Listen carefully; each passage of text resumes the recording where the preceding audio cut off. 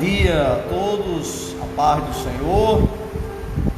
Estamos recebendo os irmãos da Escola Bíblica Dominical no ar, com o tema de hoje intitulado Quando Deus se revela ao homem. Então sejam todos bem-vindos em nome de Jesus, para que juntos possamos desfrutar, né, de tudo quanto Deus tem reservado para nós. Queremos estar iniciando com uma oração, para que o Senhor nos ajude, como também lhe ajude. Nos ajude a trazer a mensagem da palavra de Deus, o ensino da palavra de Deus, como convém. E lhe ajude a que possa entender, compreender, assimilar as verdades bíblicas conforme estão expostas na palavra de Deus. Querido Deus, Pai bendito do nosso Senhor e Salvador Jesus Cristo, muito obrigado, Senhor, por essa tão grande e rica oportunidade de estarmos aqui nesta manhã, levando a Tua palavra, Senhor, conforme está escrita, conforme está explícita, para que os nossos corações, ó Deus, confiem mais e mais em Ti, para que, ó Pai, em nome de Jesus, nossa alma tenha um alento completo em Ti, Senhor, que verdadeiramente és o sustentador da nossa alma, da nossa vida. Sê conosco, continua abençoando aqueles que aqui já chegaram na Escola Bíblica Dominical, como aqueles, Senhor, que estão online conosco nas mais diversas regiões deste país. Muito obrigado, meu Deus, meu Pai, meu Rei, amigo fiel, em nome de Jesus, amém. Muito bem, queridos, como já falava inicialmente, sejam todos bem-vindos, em nome de Jesus. Sem perda de tempo, nós vamos trazer o comentário da Escola Bíblica Dominical sobre Deus se revela ao homem.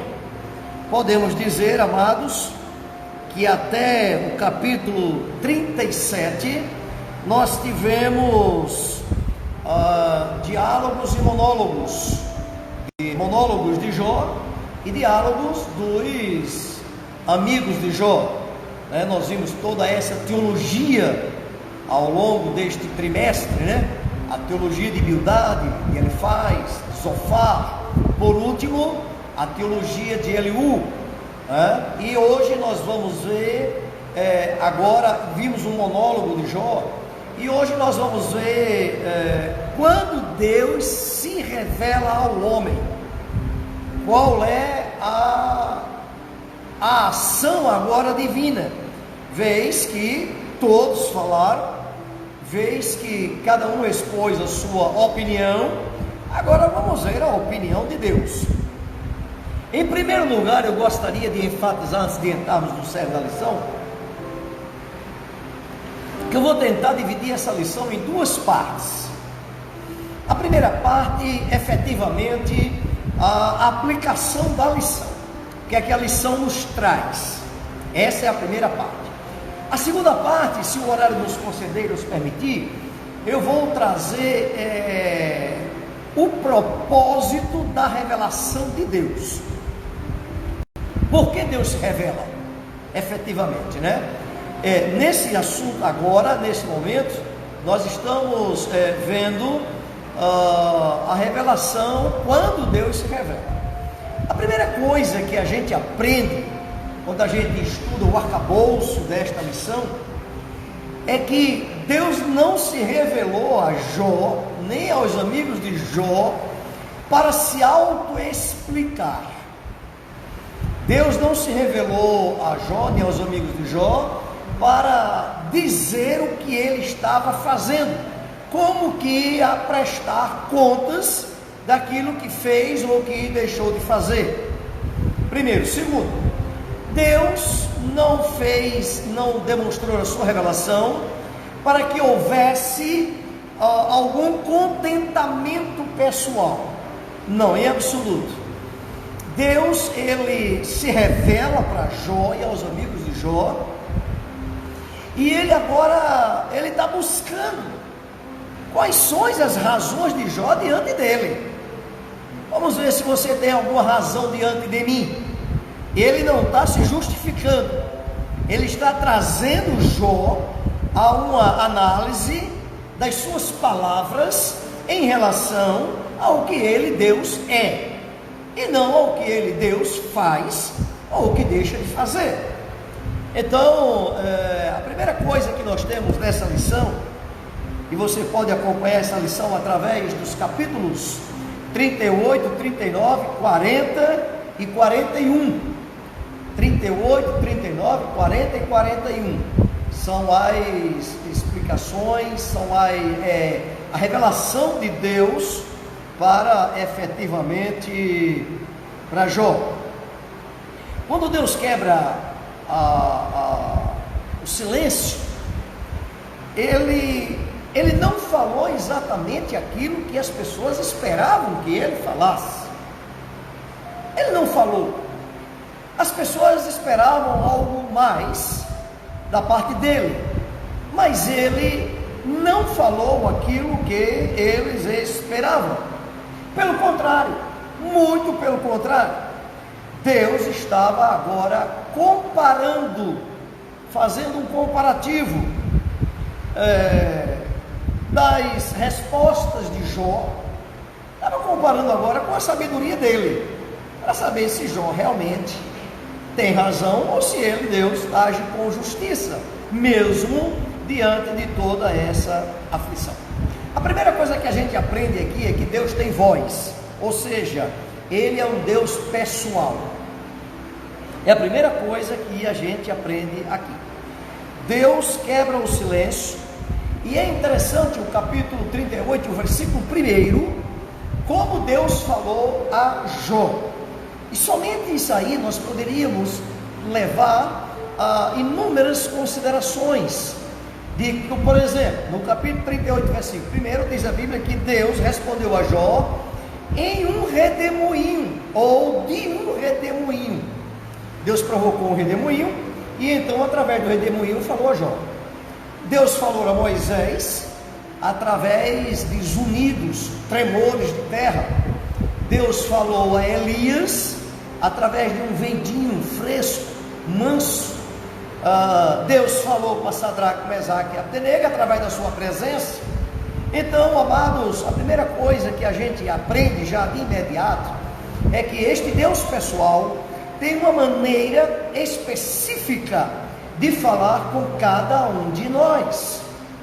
Esse Deus pessoal, ele fala comigo e com você de maneira específicas, eu diria que a ponto de que eu e você entenda e compreenda a sua linguagem, e que nunca jamais venha sequer a dizer: Deus nunca falou comigo.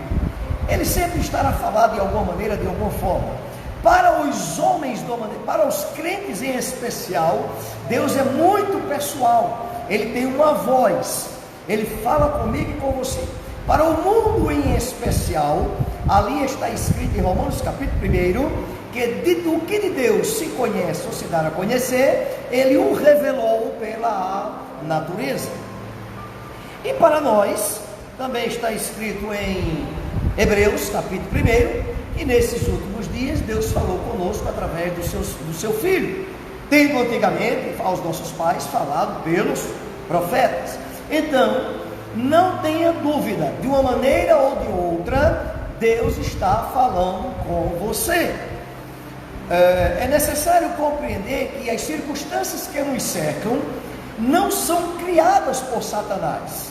Ele pode até criá-las, não tem a menor dúvida, mas se Satanás criar aquela circunstância, ele o está fazendo sobre uma permissividade divina. Logo, ele não está sozinho, ele não está solto, fazendo o que ele quer. Sobre nossas almas, sobre nossas vidas, há uma permissividade divina. Logo, de uma maneira ou de outra, Deus não apenas está falando conosco pelas circunstâncias, como também está a nos dizer que Ele tem o controle das circunstâncias. Preciso também compreender que Deus pode se manifestar em nossas almas, em nossas vidas, de diversas maneiras. Ele pode falar conosco, se revelar falando audivelmente, pode falar conosco cristãos por profecias, pode falar conosco cristão por circunstâncias.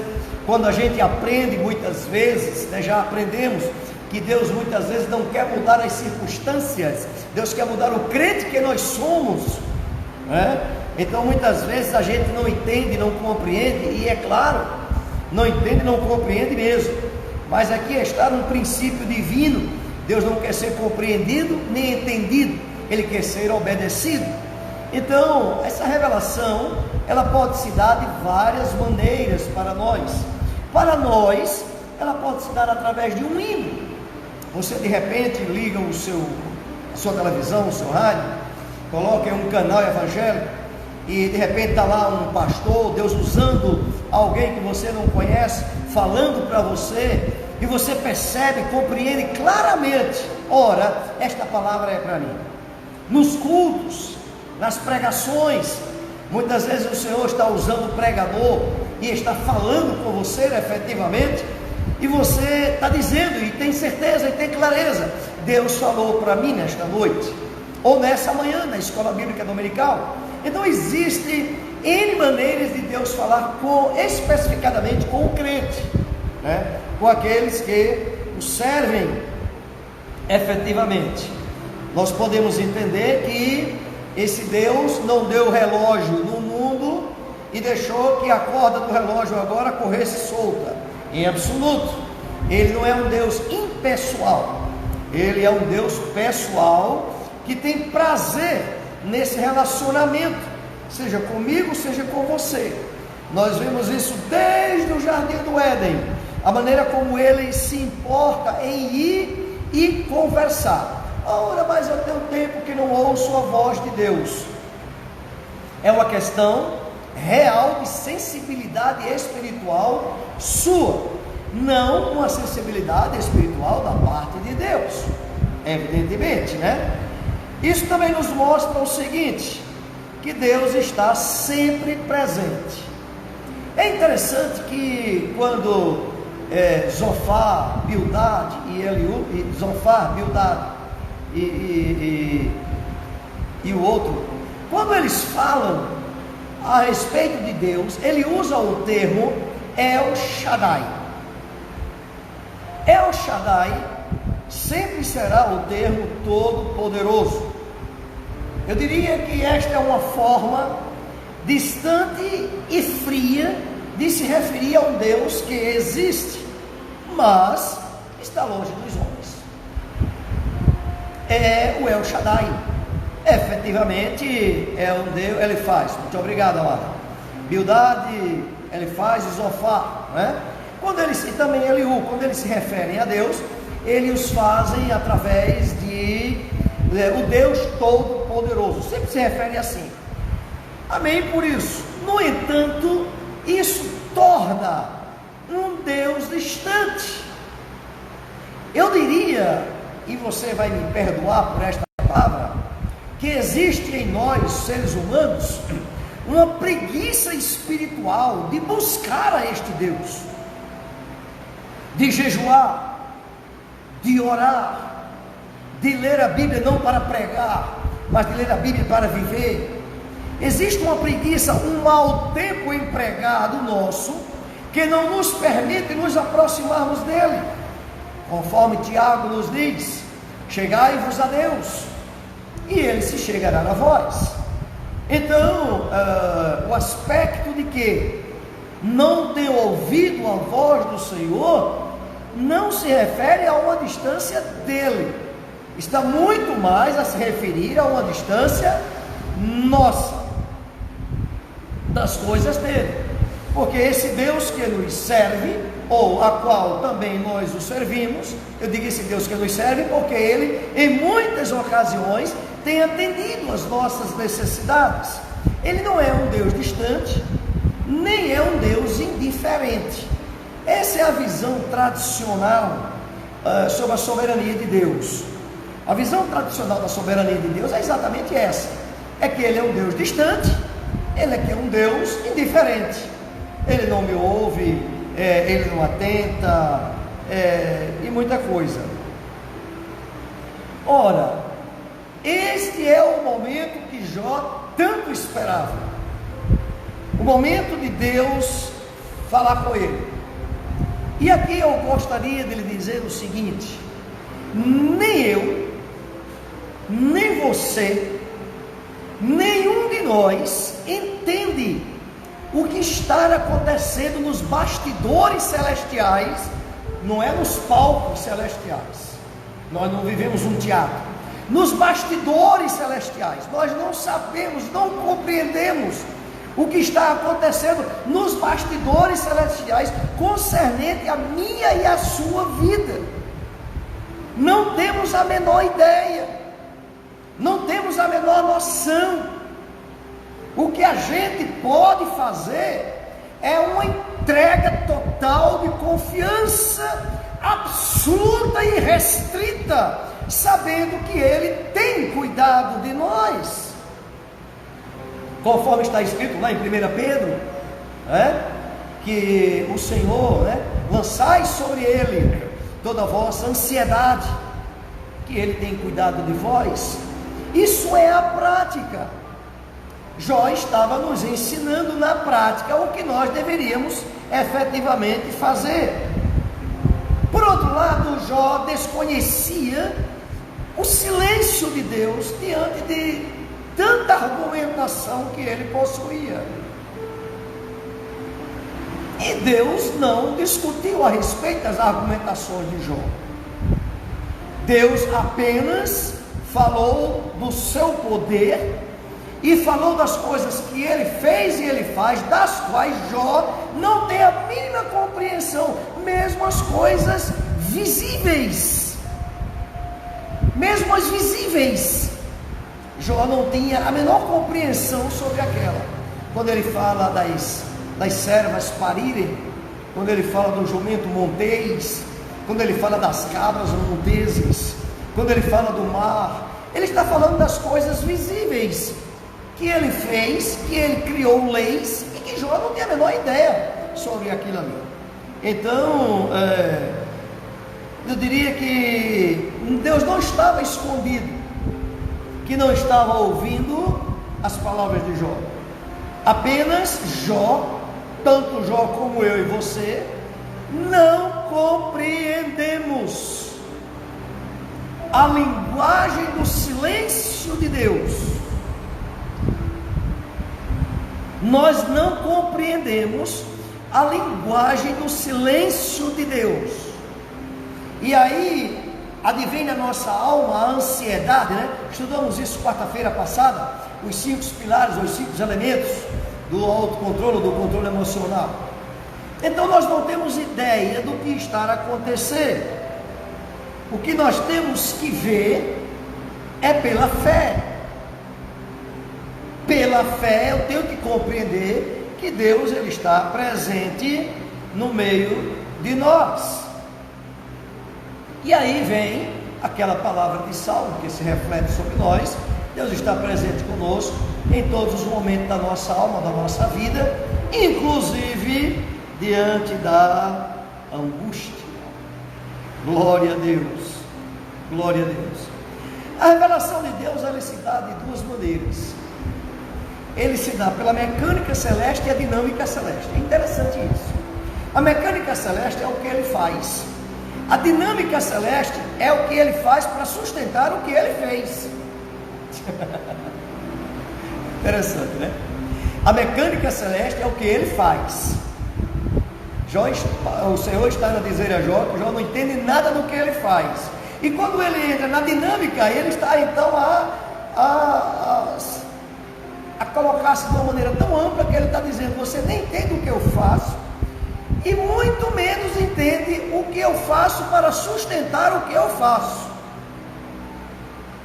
A mecânica que rege os fenômenos naturais, onde garante a sua perfeita regência, como por exemplo, a ciência chega à seguinte conclusão: todos os cosmos se movem, todo o cosmos está em movimento. Isto é dinâmica. A dinâmica dinâmica de Deus em colocá-los todos em movimentos e não se chocam. Este funcionamento harmônico, ele atende a um propósito muito superior. Em Salmo 19, o versículo 1, assim está escrito: os céus manifestam a glória de Deus, e o firmamento anuncia a obra de suas mãos. Então, queridos e amados, o que Deus estava mostrando a Jó era que pela mecânica ele faz, pela dinâmica ele sustenta, e não há como Jó se comportar como um sábio em apenas contemplar a criação de Deus. Foi o que Deus fez. Vem aqui, contemple a minha criação, contemple o mar e o sol. Em Jó 38, versículo de 8 a 15. Vamos ver qual é a origem dos oceanos, qual é a grandeza da luz solar. Vamos ver a dimensão da minha criação. O que Deus não estava se explicando. Deus estava mostrando a Jó que, por mais sabedoria que ele tivesse, por mais justificativa que ele mesmo tivesse da sua própria vida, a grandeza de Deus era muito superior a qualquer dessas coisas. Oh, amados, me permita, a lição de hoje me convida e lhe convida a não ser humilde não, a se humilhar mesmo nos pés deste que nos sustenta, que nos levanta, que nos conduz e que nos faz passar por vales da sombra da morte, nos faz passar por espinhais, nos faz passar pelas chamas, nos faz passar pelas matilhas de cães raivosos, nos faz pisar em cabeças de serpentes. Esse é o Deus a quem nós servimos e pela qual ele demonstra a Jó que a grandeza dele não permite nenhuma contestação, nenhuma argumentação. Louvado seja o nome do Senhor.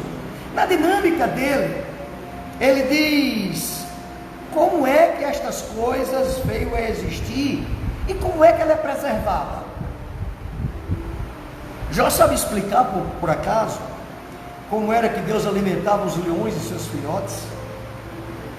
Jó por acaso saberia explicar como é que as cabras davam cria aos seus filhotes e ela mesma os protegia? É interessante que na manada de leão, quando a leoa pare leões e leoas, a mãe sabe que as leoas vão ficar com ela, como também ela sabe que os leões provavelmente não ficam com ela. Nem por isso ela os trata de uma maneira diferente. Isso está lá, irmãos, no reino animal. Como é que ele pode responder sobre o jumento, o avestruz, o cavalo de guerra, o falcão, a águia? Meu Deus! Basta olharmos ao redor de nós para ficarmos estupefatos diante da grandeza da criação de Deus, os contornos da criação de Deus, a formação da vida e os atos de preservação desta criação. É a natureza mostrando o conhecimento de Deus ao ser humano.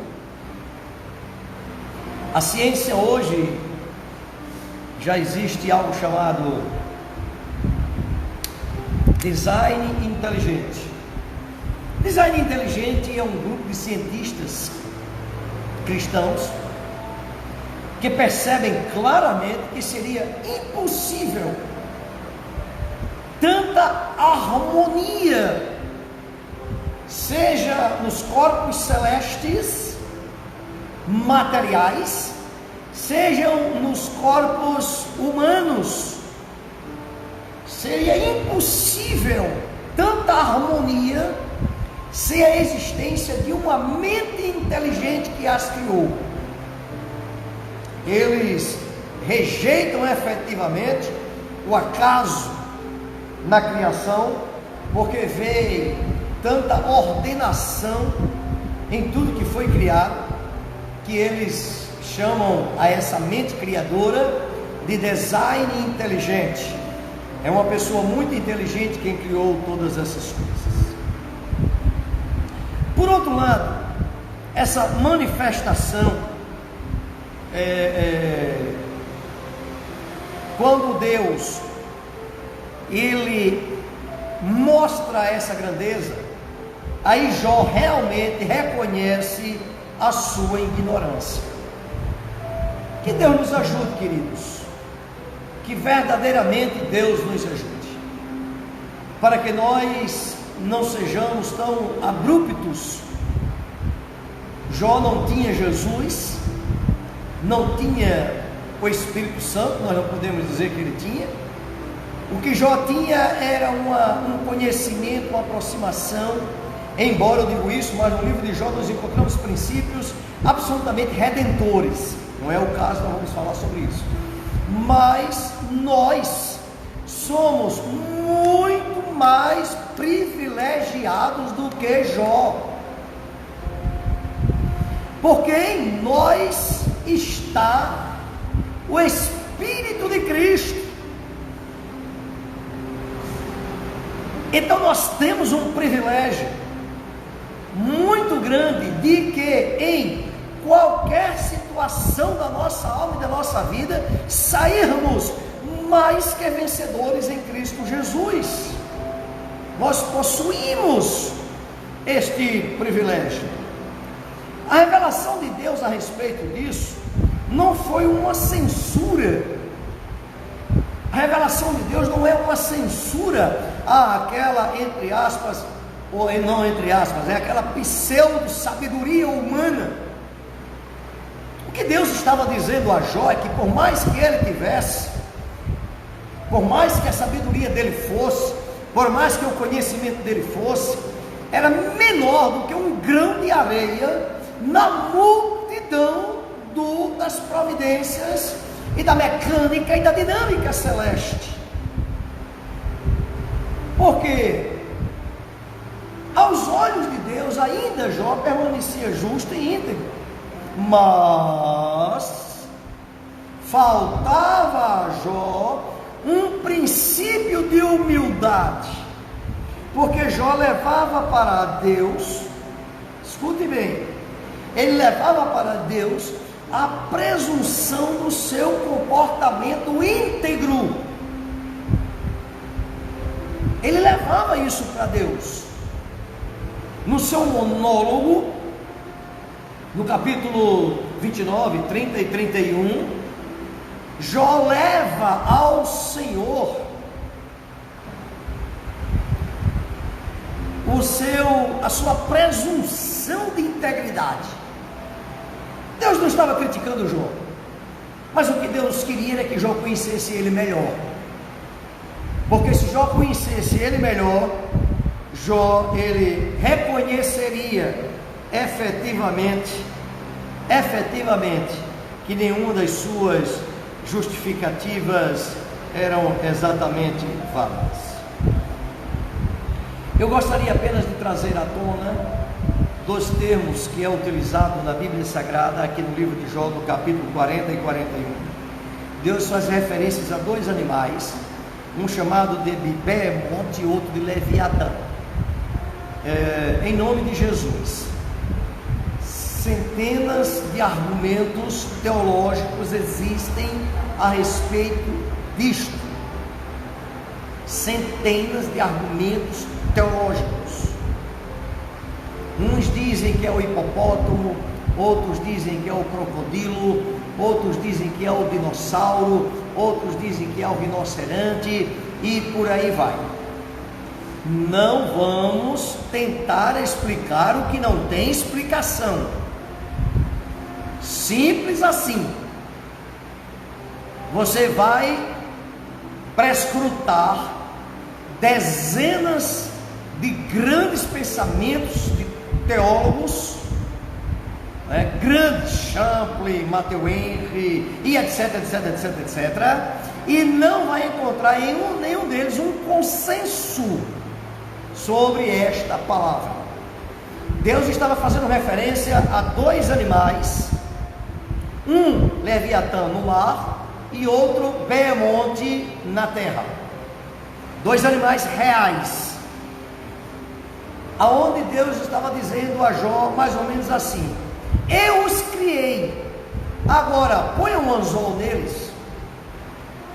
Se você não pode com as coisas naturais, imagine com as espirituais. Essa aplicação, não explicação, essa aplicação foi dada por Jesus a Nicodemos. Quando o Senhor disse a Nicodemos: tu não entende das coisas naturais, ou seja, o vento vai e vem e tu não sabe as leis dele, muito menos as espirituais. Era exatamente isso que Deus estava aplicando na vida de Jó. Jó precisava conhecer a magnificência deste Deus, que ele não conhecia, ele ouvia falar, como ele mesmo diz, na lição que vai, a última lição desse trimestre. Então, algumas Bíblias traduzem Behemonte por hipopótamo ou crocodilo, Na verdade, o que Deus estava dizendo é que eles possuíam uma força sobrenatural, e eles possuíam uma força sobrenatural, e Deus os criou. Ora, o Criador, evidentemente, é bem maior do que a criatura. No entanto, Jó não poderia colocar um anzol no nariz daqueles animais e dizer: siga-me, muito menos compreender a mecânica de quem o criou e a dinâmica de quem o sustenta. Este é o nosso Deus. Jó entende a sua incapacidade de lidar com a complexidade desses animais. Ora, isto foi excelente para Jó, excelente, porque a compreensão da incapacidade de lidar com a complexidade desses animais lhe conduz a um estado de profunda humilhação e não meramente de humildade. Como era que ele: não podemos ser capazes de dominar duas criaturas criadas, era capaz de se justificar diante daquele que verdadeiramente o criou. E aí nós encontramos um espaço muito grande e muito bom para aquilo que nós chamamos de a graça de Deus. Nós somos sustentados pela graça de Deus, e só a graça de Deus pode nos redimir, nos sustentar e nos justificar. Não há nada que possa justificar o homem senão a graça maravilhosa de Deus. Esta maravilhosa graça, bendito seja o nome do Senhor, conforme Efésios capítulo 2 e versículo 8. Muito bem, com essa análise eu aplico esta lição para nós, aquilo que está efetivamente escrito na lição, para que nós possamos entender e compreender efetivamente o que Deus estava falando para Jó. E a gente só pode obter o resultado desta conversa no próximo domingo, nesse mesmo horário. Nós vamos então obter a resposta dessa conversa. Mas como eu falei inicialmente aos irmãos, se desse o tempo necessário, parece que vai nos dar, eu pretendo dividir essa lição em dois aspectos.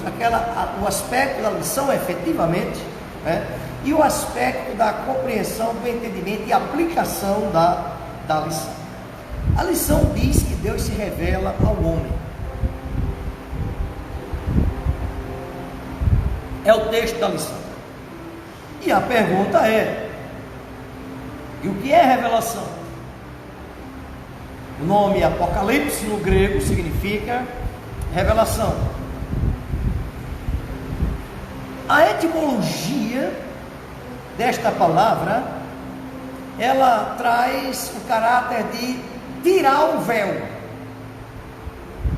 desvendar. E aí vem as outras analogias, né? Tornar claro, dar a conhecer. Você pode encontrar isso em Romanos capítulo 16, versículo 25. Então, neste caso, a doutrina da revelação divina para nós é uma comunicação, é uma manifestação, é uma revelação sobrenatural de Deus ao homem, aonde ele mostra a sua mensagem, seus propósitos e seus decretos. Logo, o que eu conheço de Deus é o que eu entendo e avanço na compreensão da sua revelação para mim. Conforme Oséias, que nos diz: sigamos e prossigamos em conhecer ao Senhor. Quanto mais eu tenho intimidade com Ele, mais eu o conheço, e o conhecendo, vou conhecer também seus propósitos, seus decretos e também a mensagem dele para nós. Então Deus tem duas maneiras de se revelar. Ele tem a maneira geral e tem a maneira especial. Na maneira geral, eu diria que Deus está falando com todos e através de tudo. Não é que seja aquela coisa humanista, né? Deus está em tudo, etc. Se trata disso. Deus está falando com todos, através de tudo. Dizer que Deus se revela na natureza, nós podemos contemplar o Romanos, capítulo 1, versículo 18 a 20, quando diz o apóstolo Paulo: porquanto o que Deus se pode conhecer, neles se manifesta, porque Deus lhe manifestou, porque as suas coisas invisíveis, desde a criação do mundo, tanto seu eterno poder como a sua divindade, se entende e claramente se vê pelas coisas que estão criadas, para que eles fiquem inexcusáveis. Parece que existe um embrutecimento psicológico, espiritual dos homens, para que não contemplem esse design inteligente, pelo menos isso, essa mente inteligente criadora, essa mecânica que fez tudo isso existir, e essa dinâmica que sustenta todas essas coisas, falam claramente de um Deus, da existência de um Deus. É a revelação dele na natureza. Deus se revela na história. Quando nós estudamos a história da igreja, a gente percebe que a história da humanidade toda, ela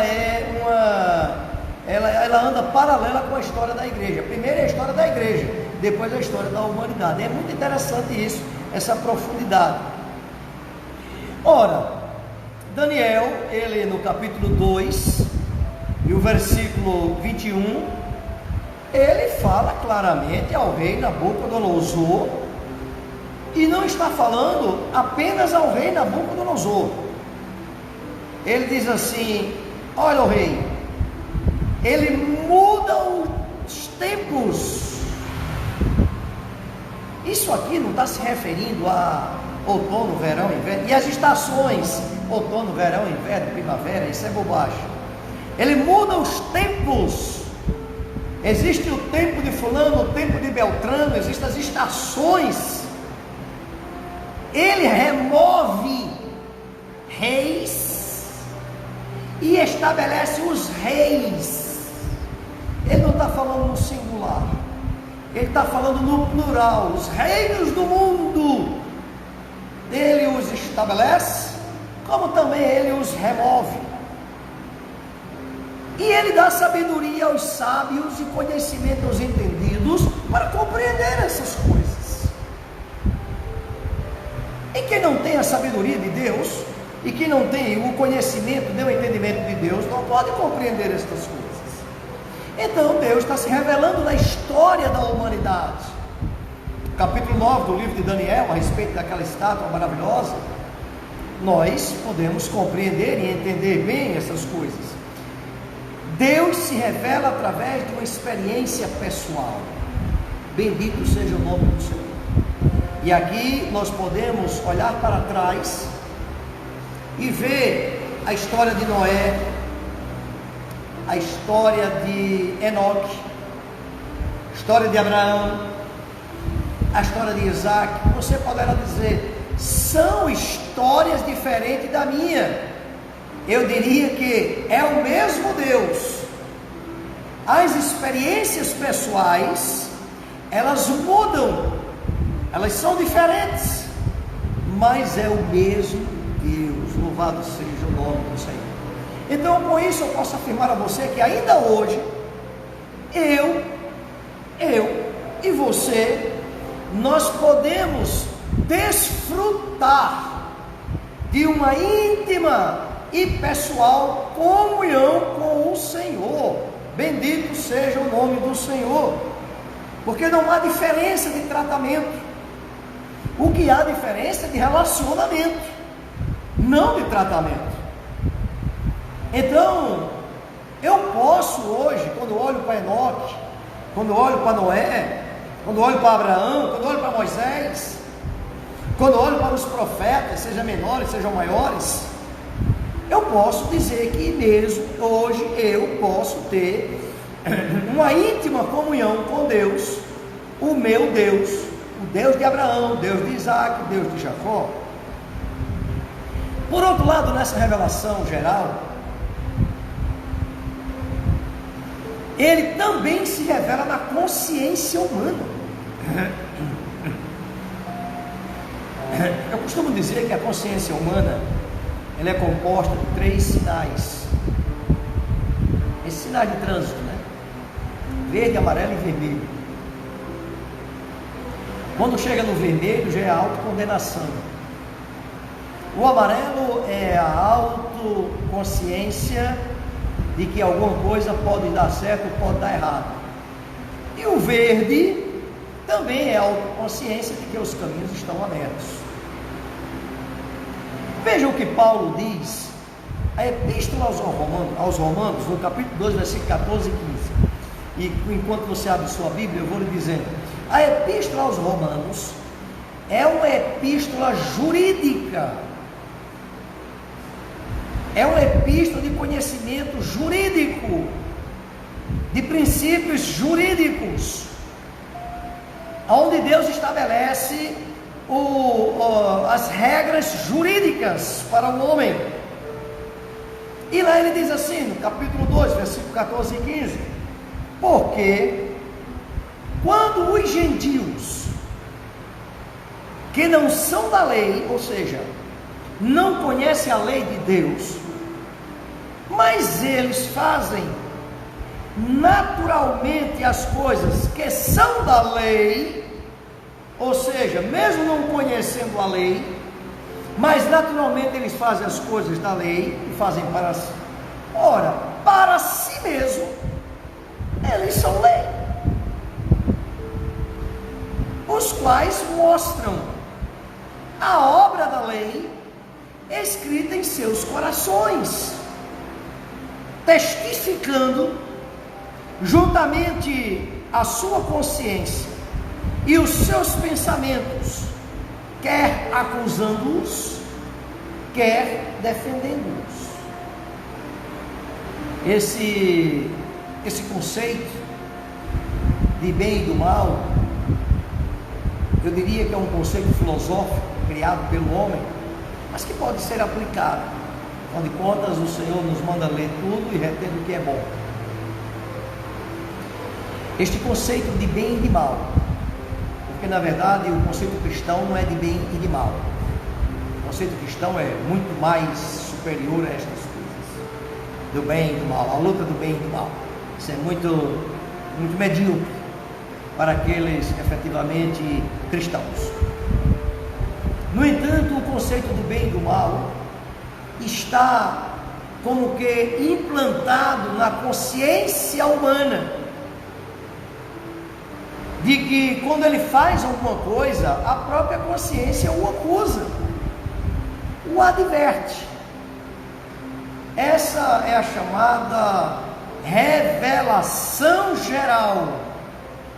E o que é então a revelação especial? Bendito seja o nome do Senhor. Bendito seja o nome do Senhor. Na revelação geral, nós já vimos que ele se revela através da natureza, através da história da humanidade, através de experiência pessoal, através da consciência. E na revelação especial, o que é que eu chamo de revelação especial? A revelação especial é aquela que se faz para alguém ou para um povo. É uma coisa específica. E esta revelação, ela só pode ocorrer através da Bíblia, pelo Espírito Santo. Não há outra possibilidade do conhecimento de Deus, da revelação do conhecimento de Deus, de uma maneira especial, senão pela palavra e pelo Espírito. Porque o Espírito não apenas nos faz compreender, mas nos faz vivenciar o Deus das Escrituras. Eu não vou dizer apenas: o Senhor é o meu pastor e nada me faltará, mas eu vivo que o pastor do Salmo 23 é o meu também. Amém? Essa é a revelação especial. A primeira coisa, ela só vem através das Escrituras. Então, pelo amor de Deus, eu insisto nisso, nesses 17 anos de pastorado, de que é impossível obter-se uma vida cristã genuína sem a leitura da palavra de Deus. Eu vou mais além, a leitura sistemática, periódica e diária da palavra de Deus. Eu diria que é impossível viver a plenitude de Deus sem ter o conhecimento pelas Escrituras de quem é o Deus que você serve. Você apenas está servindo pelas suas experiências pessoais, e eu nem sei se as suas experiências pessoais estão devidamente embasadas nas Escrituras como um todo. Eu nem sei.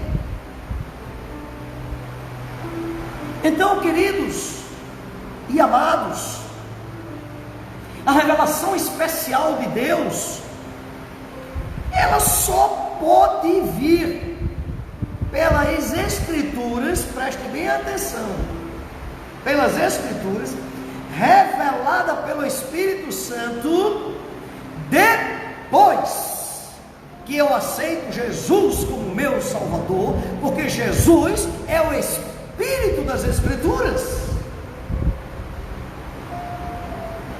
Bendito seja o nome do Senhor. Esta é a revelação especial de Deus.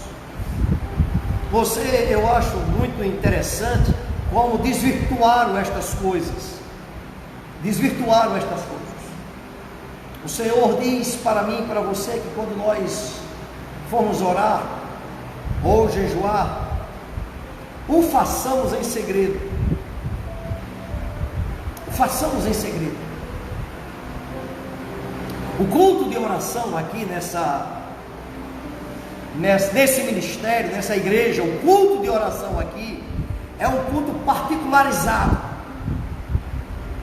Cada um fica no seu cantinho e apresenta o seu coração ao Senhor.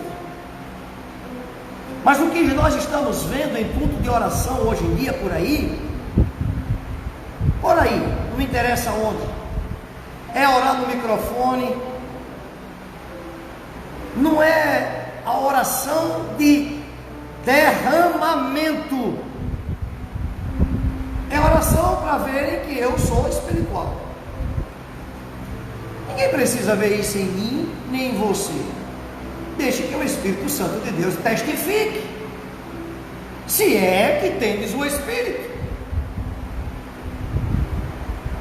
Então, meus amados, a revelação especial de Deus se dá unicamente pelas Escrituras, com a revelação do Espírito, após a aceitação de Jesus Cristo como seu único e suficiente Salvador. Por que exatamente assim? Porque senão ele é apenas um livro temático, um livro de análise, um livro de pesquisa, um livro onde eu vou lá e saco o que é bom, um livro onde eu vou lá e tiro o que é bom para mim, um livro de automotivação, um livro de qualquer coisa, menos um livro de conhecimento de quem é Deus. E aí vem, e por que Deus quer se revelar?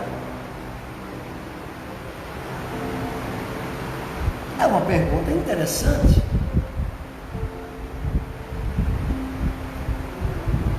Visto o conteúdo da lição da escola dominical,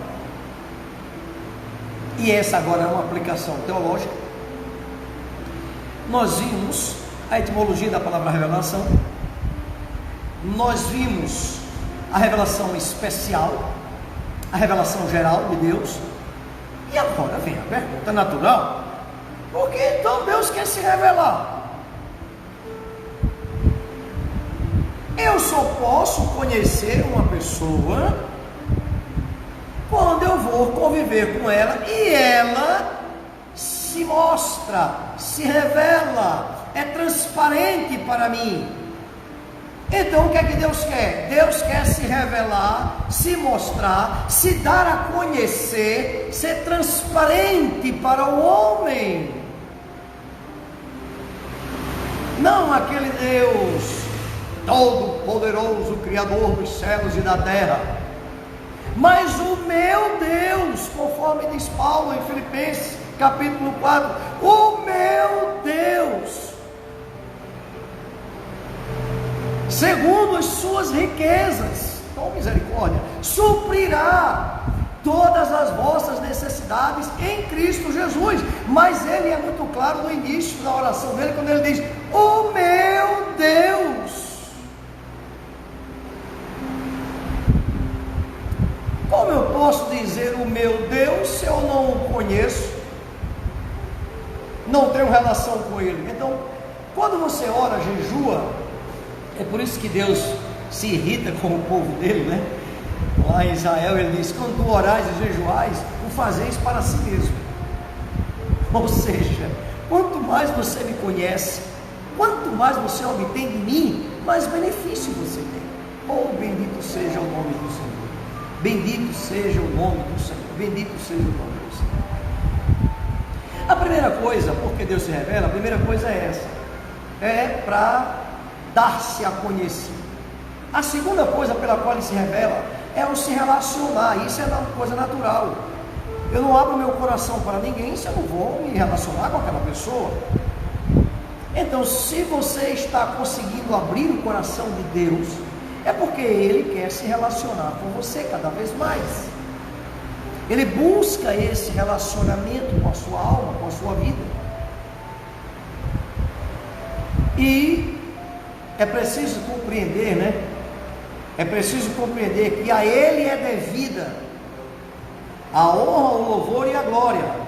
Então eu posso dizer que a maior manifestação da aparição de Deus para mim e para você é arrancar de mim, de uma maneira voluntária, a glorificação que lhe é devida. Bendito seja o nome do Senhor. A glorificação que lhe é devida, dou a Ele, porque reconheço nele, que maravilha, que Ele é Deus na minha vida. Bendito seja o nome do Senhor. E por último, eu nem queria considerar, mas alguns teólogos consideram assim, vamos respeitar. Por último, é para mostrar que está vivo.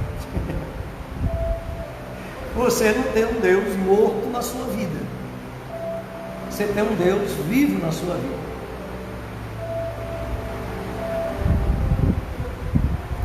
Ele quer se mostrar que, diferente de qualquer coisa, de qualquer imagem, Ele quer mostrar a você e a mim que é diferente de qualquer tipo de pensamento de poder positivo, por exemplo, ou argumentações teológicas, ou argumentações existenciais. Ele quer mostrar que Ele é um Deus vivo, e que por isso, por ser vivo, Ele quer se relacionar com a alma humana, que no fim de tudo, esta alma humana tem sede, procura, busca, não tem resposta. Ele, Deus, é como se Ele fosse um grande elo perdido, não material, mas espiritual da alma do homem. Então este é o grande princípio da manifestação, da revelação divina.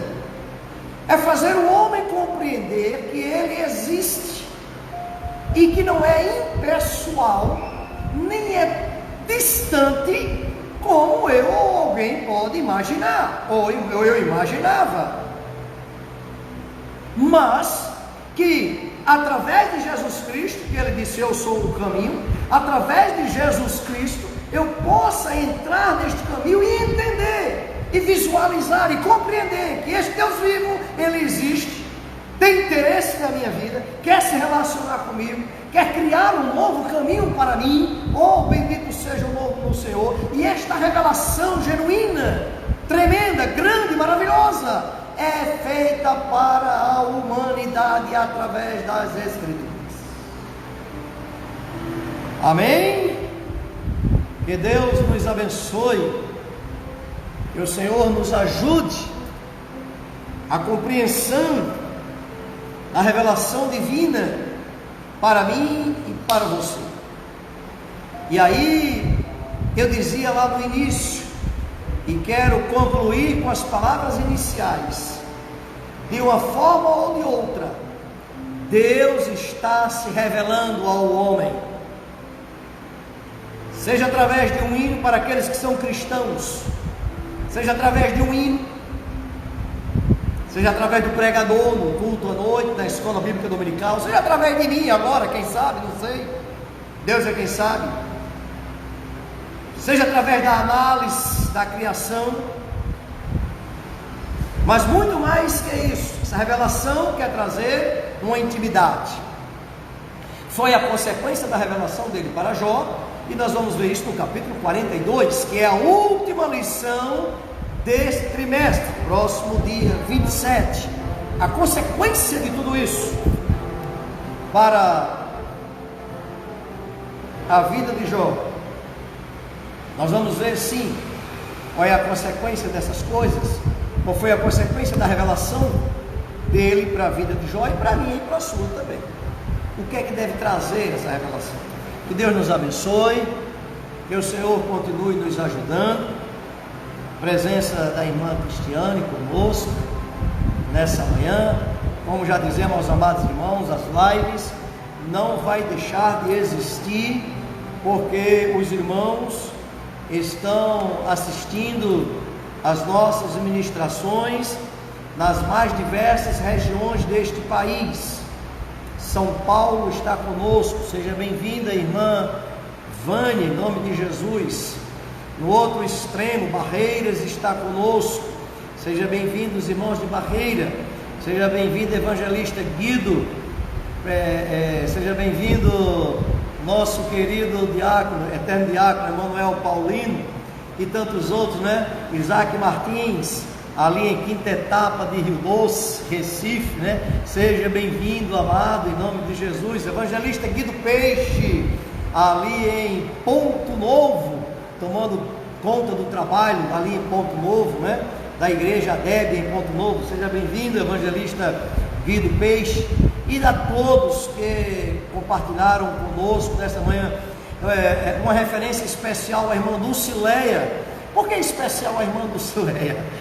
Porque não a todos. A irmã Dulcileia, ela, quando pode, ela pega e faz da nossa ministração uma pregação na caixa de som da sua casa. Então podemos dizer que algumas outras pessoas, que não apenas ela, estão a ouvir também as nossas ministrações. São mais de 150 pessoas que durante 2, 3 dias essa ministração alcança. E eu gostaria de lhe fazer um convite em nome de Jesus. Caso você esteja sendo edificado em nome do Senhor, convide outros a seguirem a DEB oficial, para que quando entrarmos no ar, automaticamente aquela pessoa será avisada. Então ela pode desfrutar de tudo que nós estamos desfrutando. Não vamos ser egoístas nesse sentido. A DEB hoje tem 330 seguidores. Na minha opinião, é muito pouco diante da grande necessidade que se faz presente na alma e no coração de todos aqueles que nos ouvem. Que Deus nos ajude, que o Senhor nos abençoe, e espero encontrá-los logo mais à noite no nosso culto evangelístico. Estaremos aqui, ou eu, ou outro irmão, nos ministrando a santa e preciosa palavra de Deus, mas o nosso culto estará sendo transmitido ao vivo em nome de Jesus.